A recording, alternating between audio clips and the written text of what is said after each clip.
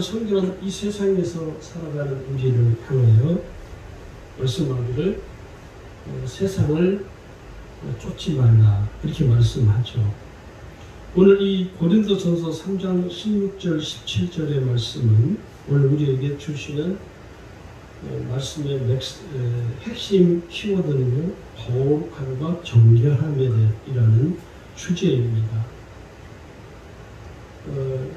제가 우리 아버님이 예수를 믿고 얼마 안 돼서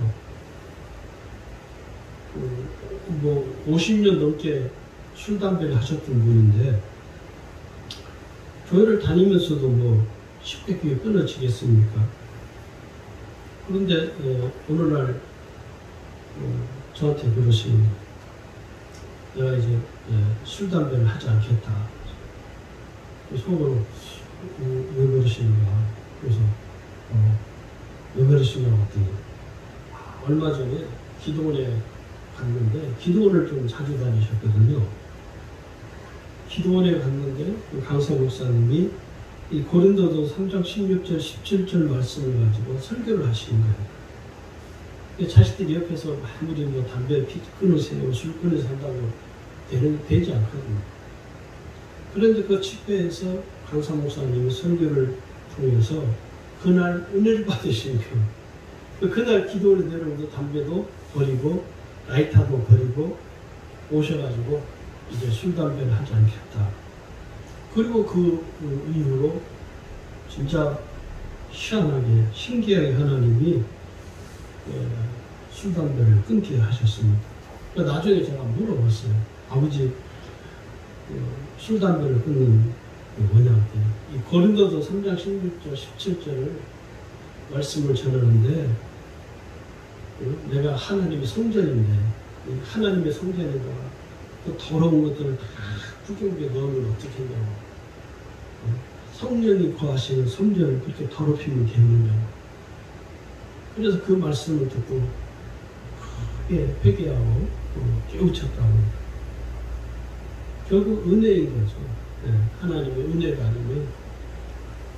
제가 목회를 하면서 이 술 때문에 인생을 망하는 사람들을 참 여럿을 봤습니다. 예수 믿는데도 불구하고 이 술을 끊지 못해서 결국은 그 술 때문에 가정이 파탄나는 사람도 여럿 보고 아무리 이야기해도 아무리 가르쳐도 심지어 어떤 경우는 술을 가득 먹고서 예배 청소를 해요. 그리고 예배 끝나고 난 다음에 와서 기도해달라고. 기도해달라는데 술 먹었다고 기도 안 해줄 수도 없고.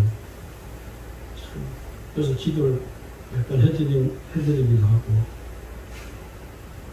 또 맨정신에 와서 예배드리고 기도해달라고. 술을 끊을 수 있도록. 그런 분들은 기도받는 게 중요한 것이 아니고 본인이 은혜를 받아야 됩니다. 언제든 말씀 듣고 회개하고 회개한다고 눈물 펑펑 흘리면서 기도할 때 눈물 쏟아가면서 기도를 해도 이게 진짜 은혜 받은 것인지 가짜로 은혜 받은 것인지는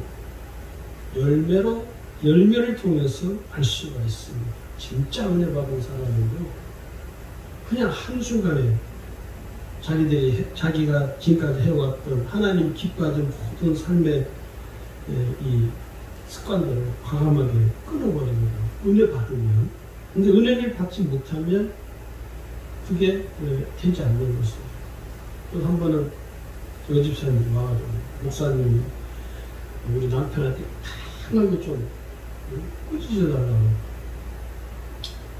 그 여집사님 심정은 이해가 가지고 그래서 제가 그랬습니다.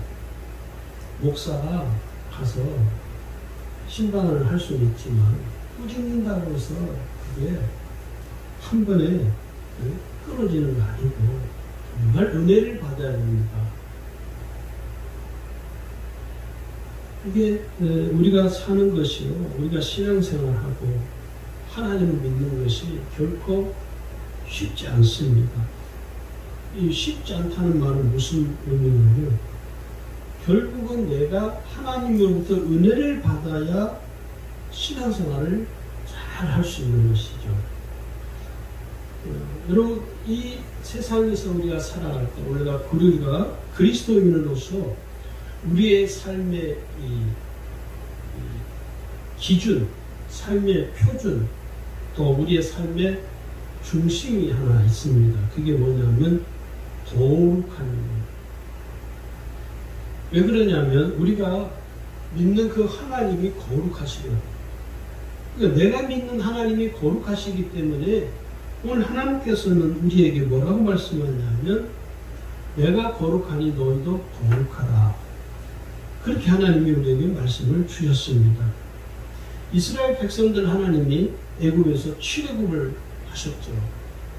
그들에게 하나님께서 애굽에서 인도해 내시면서 그들에게 주신 말씀이 뭐냐면 레위기 11장 45절입니다. 거기 보면 하나님이 모세를 통해서 이스라엘 백성들에게 말씀하기를 나는 너희의 하나님이 되려고 너희를 애굽 땅에서 인도하여 낸 여호와라. 내가 거룩하니 너희도 거룩할지어다. 이렇게 말씀합니다. 하나님이 거룩하신 하나님이시기 때문에 하나님을 믿는 백성들도 거룩해야 된다는 것이죠. 오늘 이 시대에 신약 시대에 온 우리에게도 동일한 말씀이라고 저는 여겨집니다. 우리가 거룩하신 하나님을 믿기 때문에 거룩하신 하나님을 믿고 의지하기 때문에 오늘 우리 자신도 거룩한 자로 살아야 됩니다. 할렐루야. 오늘 이게 성경이 우리에게 가르치는 교훈이기도 합니다. 또 우리가 거룩한 자로 살아야 될 이유가 이 베드로전서 1장 15절에 기록을 합니다. 거기 보면요. 오직 너희를 부르신 거룩한 자처럼 너희도 모든 행실에 거룩한 자가 되라. 행실이라고 하죠. 이 행실이 뭡니까? 우리의 삶을 이야기하는 것이죠. 우리의 언행, 우리가 말하는 것이 거룩해야 되고 우리의 행동이 거룩해야 된다는 것을 성경에게 가르치고 있다는 것이죠. 그리스도인이라는 말은 거룩함을 입은 자들이라는 말이죠. 성도라는 말도 거룩한 사람들을 의미하는 말입니다. 그래서 내가 그리스도인으로 산다는 것은 거룩하게 산다는 것을 전제로 하고 있다는 것이죠. 내가 그리스도인답게 산다는 것으로 가장 첫 번째가 거룩하게 사는 것을 말하는 것입니다. 그 다음 우리가 거룩하게 살아야 될 가장 중요한 이유는 우리가 하나님의 자녀가 되었기 때문입니다. 하나님의 자녀는요, 거룩함을 입은 사람들이죠. 거룩하지 못했던 나의 이 심령이 예수 그리스도 십자가의 은혜, 예수 그리스도 십자가의 보혈로 부음바 되어서 나의 심령이 머리에서 발끝까지 내 온몸 전체뿐만 아니라 내 삶 전체가, 내 인격 전체가 거룩함을 입은 것입니다.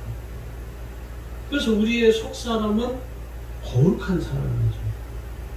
겉사람은 우리가 육신을 입고 있기 때문에 부패해 갑니다.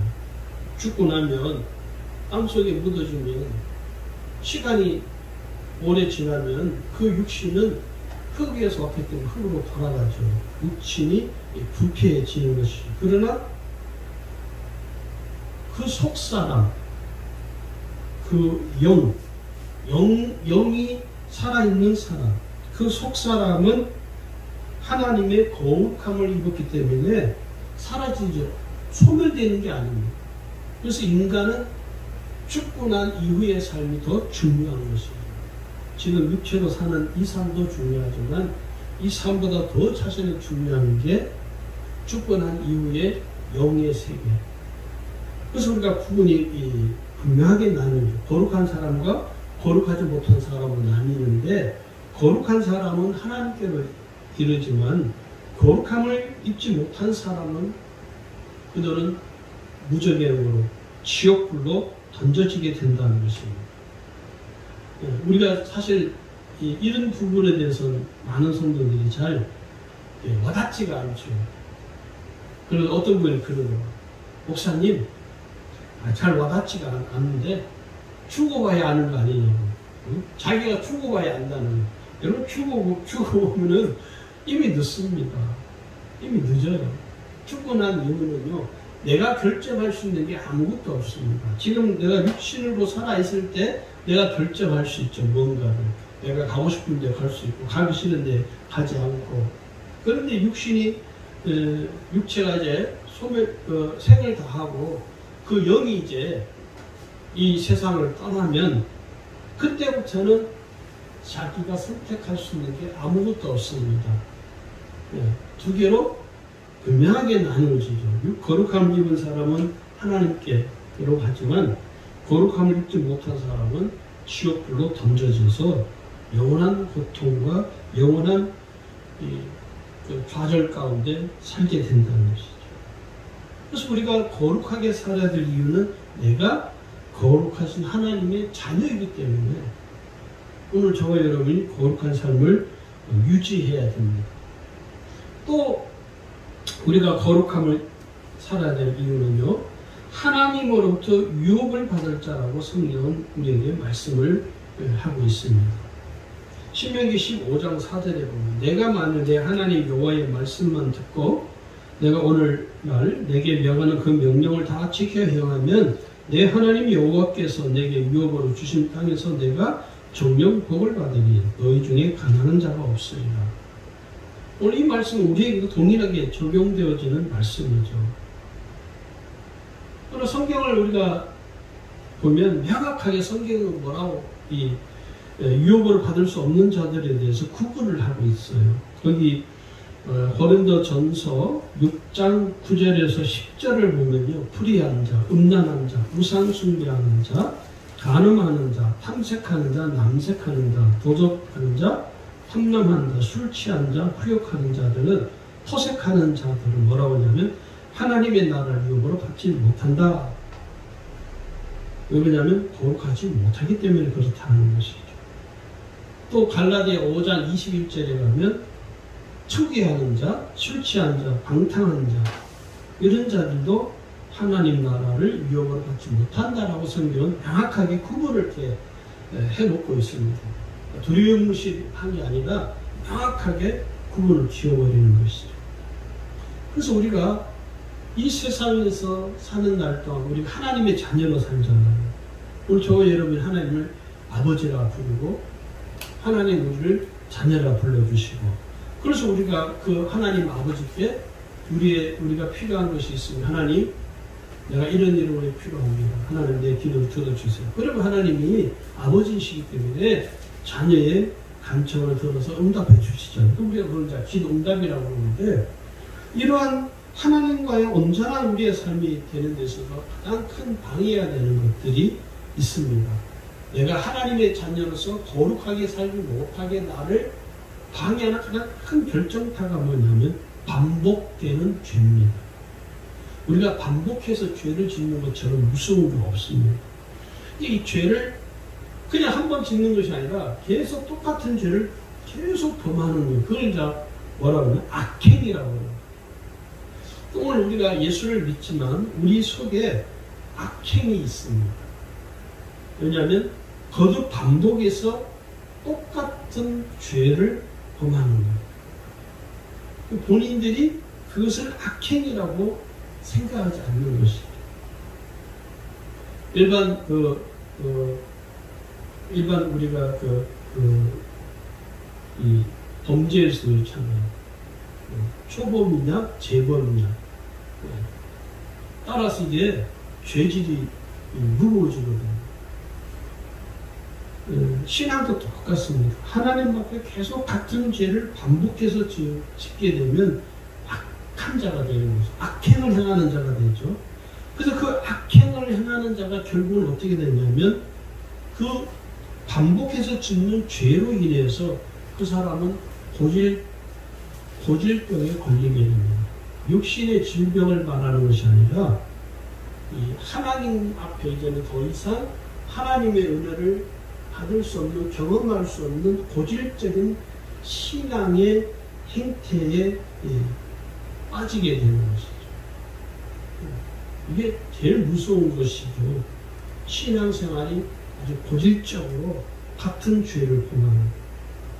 교회 안에서 저는 그런 분들을 참 봤는데, 교회 안에서 똑같은 일을 계속 하는 거예요.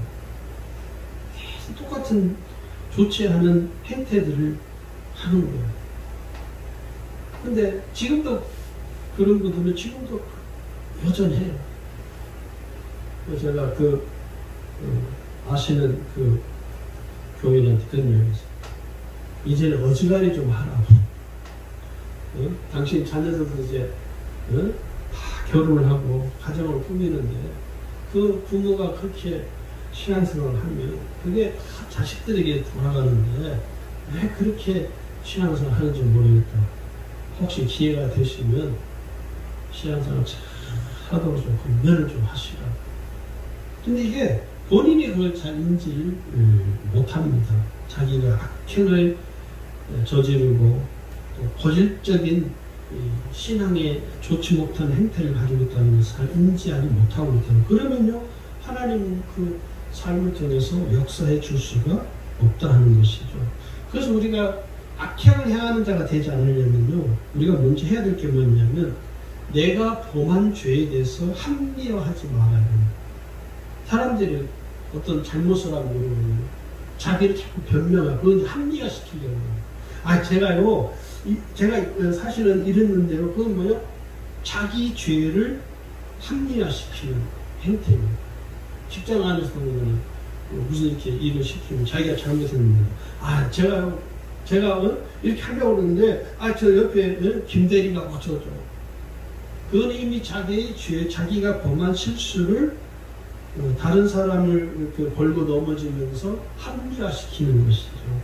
그래서 우리가 신앙생활을 하는 데 있어서 내가 범한 죄에 대해서는, 실수에 대해서는 내가 인정을 해요. 시인을 해야 돼요. 합리화시키려고 변명하고 핑계하지 않도록 해야 됩니다. 그래야 우리가 죄에서 떠난 삶입니다.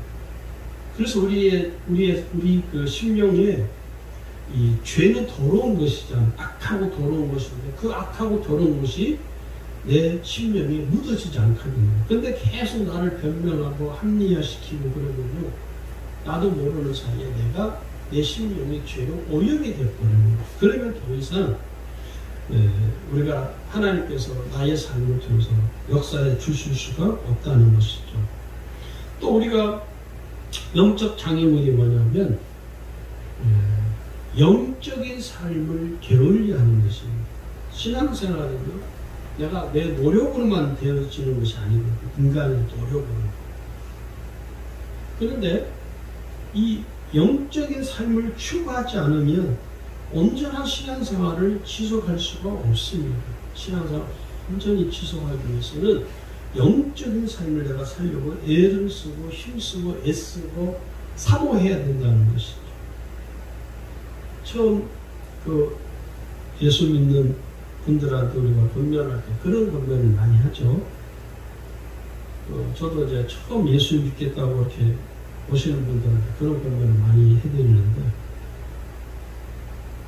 이제 지금은 이제 TV가 공중파 방송이 케이블 방송이 많이 생겼잖아요. 또 이제 기독교 방송도 여러 4개가 5개가 이렇게 생기고, 또 이제 건너가기는 CTS나 기독교 방송 채널을 틀어놓고 설교도 나오고 찬양도 나오고, 또 CTS인가에서 어느 목사님이 병자들을 위해서 기도하는 프로그램도 있더라고요. 그 프로그램 참 은혜롭더라고요. 보니까. 그런 것들을 집에 계실 때 틀어놓고 보시라고. 제가 전에 있던 교회 한 성도가 불교에 심취되었던 분인데 저희 교회에 나와서 예수를 믿겠다고 전도를 받아서 나와서 첫날 그 성도님 집에 신방을 갔는데 신방 예배 다 끝나고 그분이 그러시는 거예요. 그때는 제가 전도사 때니까 전사님, 제가 이제 평생 동안 저는 불교에 심취되어서 살아왔는데 제가 어떻게 하면 빨리 그분은 그 자녀들이 이제 다 서울에서 결혼을 살기 때문에 그 자녀들이 또 다 감리교예요. 감리교에서 신앙생활해요. 또 자기 엄마 보고 교회 가더라고요. 동네에 있는 감리교 꼭 가라. 다른 데 가지 말고. 그래서 그 감리교를 찾아본 거예요. 본인이. 그러면서 그분이 자기는 평생을 불교에서 심취되었기 때문에 자기는 이 불교에 떠들렸던 것을 이 묻어있는 것들을 자기가 이렇게 떨쳐내고 싶대. 그러면서 어떻게 하면 빨리 가장 빨리 내가 예수 믿는 사람답게 될 수 있느냐고 비결을 알려달라고 그러시더라고요. 그러면서 하시는 말씀이 전도사님이 하라는 대로 저는 그대로 하겠습니다 그러시더라고요. 저는 그런 분 참 지금까지 그런 분 보기가 쉽지 않거든요. 그때 제가 그랬어요. 그러면 성도님 제가 하라는 대로 하겠냐고. 전도사님 하라는 대로 제가 오늘부터 하겠어요. 그러시냐고. 그러면 내일부터 새벽에 나오십시오. 그랬더니 그분이 새벽에 몇 시야? 5시였나? 전사님 걱정 마세요. 제가 불교 심취대에서는 새벽 4시에 일어났어요. 새벽 4시에 일어나서 겨울에도 찬물로 모욕하고 정화수 띄우고 거기서 불공제를 했다고. 그러시네요. 그리고 낮에는 TV 틀어놓고 다른 TV 보지 마시고 기독교 방송 틀어놓고 거기 보면 목사님들 설교도 나오고 찬양도 나오고 또 기도하는 것도 하니까 다른 방송 틀지 말고 기독교 방송을 탁 틀어놓고 그걸 매일 보시라고. 그랬더니 아마 그분 지금도 그러는 것 같아요. 그리고 그분이 그날부터 채널 아예 고정을 시켜놨어요. 기독교 방송 CTS인가 그걸 고정시켜놓고 신방을 제가 그분을 자주 갔습니다. 처음 믿는 세신자이거든요. 갈 때마다 저한테 이야기를 보고를 하는 거예요. 전사님 어제 설교를 어느 목사님 설교했는데 얼마나 은혜로운지 기회가 쏙쏙 들어온다고. 그래서 새벽기도 이제 그 다음날 이제 그 새벽기도 나갔더니 진짜 새벽기도 나왔어요. 근데 그분이 제일 앞에 앉아있는 거예요. 요 제일 앞자리 항상. 제가 그 교회를 떠나 올 때까지 제일 앞자리 항상 제일. 그러니까 그 관리하는 권사님 물어보니까 새벽기도를 제일 먼저 나옵니다. 그러면서 자기는 새벽기도 나올 때 꼭 목욕을 하고 나옵니다. 하나님을 만나러 가는데 내가 어떻게 그냥 그렇게 하려고. 그게 그 마음이 참 귀한 거죠. 그리고 제가 한 10년이 넘어서 10년도 더 지났었죠. 지나서 그 교회, 전에 있었던 교회, 수요 예배에 한번 예배 말씀을 전하러 갔는데 사람이 완전히 달라져 있어요. 저는 몰랐어요. 지금 와서 인사하는데 목사님 얼마나 반갑게 손을 잡고 목사님 인사하는데 이렇게 보니까 얼굴이 제가 이건 얼굴이 아니에요. 그래서 저는 안녕하십니까 반갑습니다. 저 모르겠습니까? 우리가 잘 모르겠어요. 그래서 누구시냐고. 근데 그 성도예요. 그런데 사람 얼굴이 완전히 변하는 거예요. 그 처음에 나왔을 때 얼굴이 수심이 가득하고 근심이 가득한 얼굴이었는데 그날 보니까 얼굴이 완전히 사람이 조금 과장되게 이야기하면 얼굴에서 빛이 나요. 빛이. 그 담임 목사님 옆에서는 집사님이요.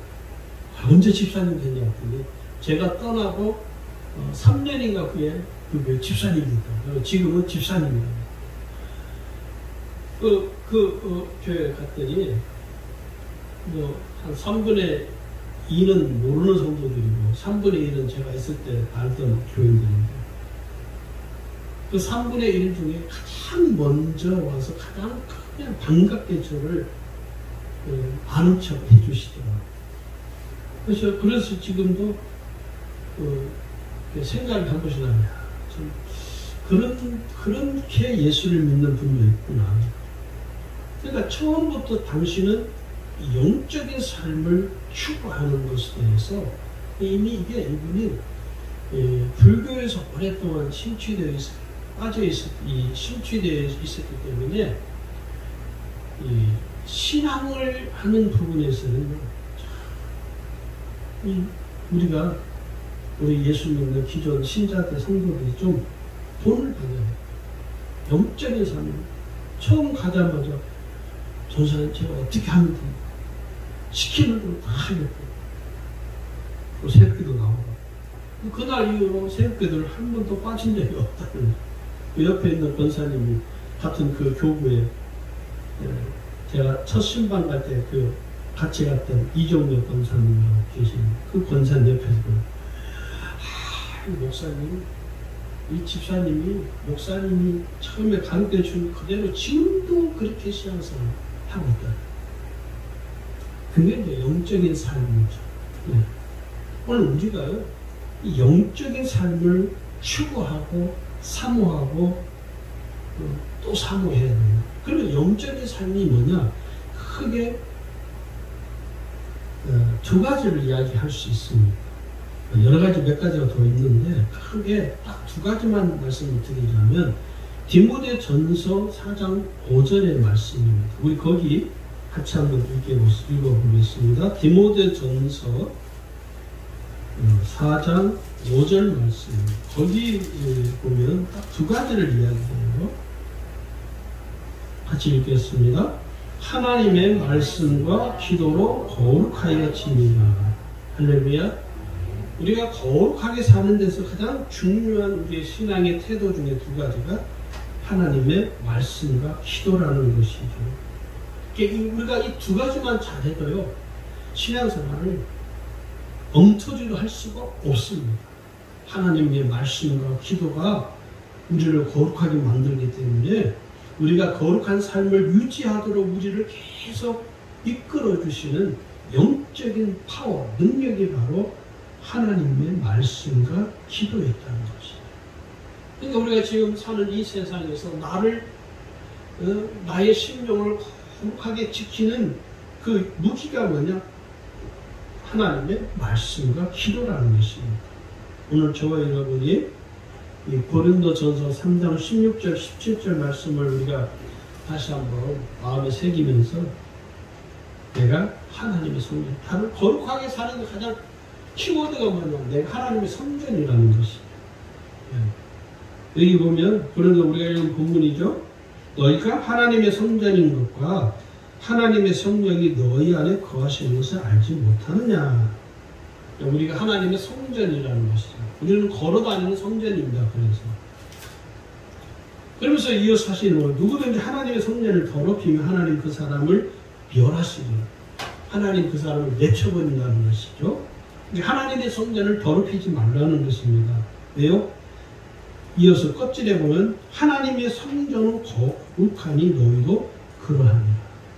하나님이 거룩하시니 오늘 그 하나님을 믿는 하나님의 자녀된 우리도 역시 거룩함을 덧입고 살아야 된다는 것이죠. 오늘 저와 여러분이 이 세상에서 우리를 지킬 수 있는 가장 핵심 키워드 하나는요, 거룩함입니다. 내가 그리스도인 것을 세상에 알릴 수 있는 것도 거룩함이고 내가 그리스도인답게 살아갈 수 있는 능력도 거룩함이라는 것을 꼭 잊지 않으시길 주의 축원합니다.